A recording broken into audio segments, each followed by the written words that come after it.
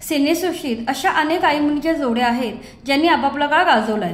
आज आम्ही तुम्हाला अशाच दिग्गज आई मुलीच्या जोडीची माहिती सांगणार आहोत।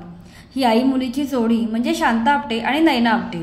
या मायलेकीची गोष्ट जरा खास आहे का ते हा व्हिडिओ बघितल्यावर तुम्हाला कळेलच। चला तर व्हिडिओ सुरू करूया। शांता आपटे या एक बिंदास आणि बंडखोर अभिनेत्री म्हणून प्रसिद्ध होत्या। 1925 साली स्त्रिया घराबाहेर पडत नव्हत्या तेव्हा त्यांनी सिनेमात काम करायला सुरुवात केली होती। त्यांची बेधडक वृत्ती त्यांच्या आयुष्यातील अनेक प्रसंगात दिसून आली। 1950 साली त्या अविवाहित असताना त्यांना नयना ही मुलगी झाली। ही गोष्ट त्यांनी कित्येक वर्ष लपवून ठेवली। 75 वर्षापूर्वी अशी गोष्ट करणे म्हणजे खूपच मोठी गोष्ट होती।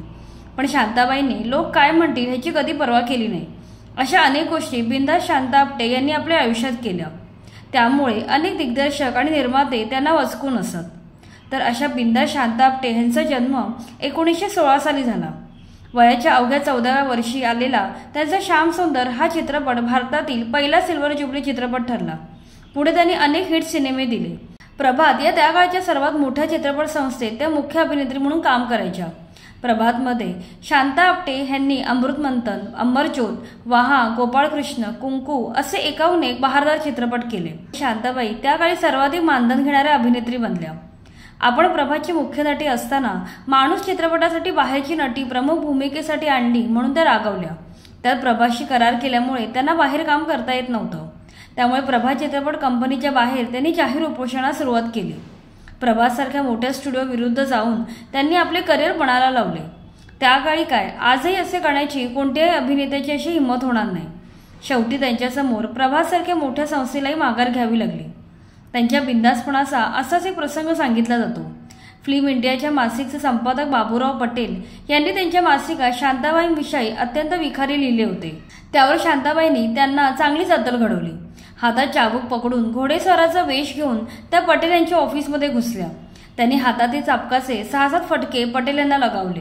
त्यानंतर सहसा त्यांच्या वाट्याला कोणी जात नसे। सर्वजण त्यांना वचकून असत। डॅशिंग अभिनेत्री अशी त्यांची ओळख होती। मरेपर्यंत त्यांनी लग्न केलं नाही असे सर्व मानत होते। मात्र नयना आपटे यांनी आपण शांता आपटे यांची मुलगी आहोत असे जाहीर केले आणि एकच गोंधळ उडाला। ही गोष्ट जाहीर करेपर्यंत शांताबाई अविवाहित आहेत आणि त्यांना मुलेबाळे नाहीत असा समज होता। 1950च्या आसपास त्यांनी त्यांच्या नात्यातल्या व्यक्तीशी गुपचूप लग्न केले। मात्र 3 महिन्यातच त्यांचा पती त्यांना सोडून गेला। मात्र तोपर्यंत त्या गरोदर राहिल्या होत्या। तेव्हा त्यांना नयना ही मुलगी झाली। पण त्याबद्दल त्यांनी कमालीची गुप्तता राखली होती। छोट्या नयना आपटे यांनी आपल्या आईच्या पावलावर पाऊल टाकून बाल कलाकार म्हणून अवघ्या 4 वर्षापासून चित्रपट नाटकात काम करायला सुरुवात केली होती। पुढे झाशीची राणी, चंडी पूजा या चित्रपटात त्यांनी काम केले। मात्र तोपर्यंत नयना ही शांताबाईची मुलगी आहे हे जवळची माणसं सोडून बाकी कोणाला माहीत नव्हते। म्हणूनच नयना आपटे यांनी आपण त्यांची मुलगी आहोत हे जाहीर करणे लोकांसाठी मोठा धक्का होता। पुढे 1964 साली नयना अवघ्या 14 वर्षांच्या असताना शांताबाईंचे कॅन्सरने निधन झाले। त्यावेळी त्या फक्त 48 वर्षांच्या होत्या।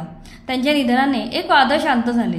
त्यावेळी शांता आपटे आपल्या मुलीसाठी करोडो रुपयांची संपत्ती मागे ठेवून गेल्या होत्या।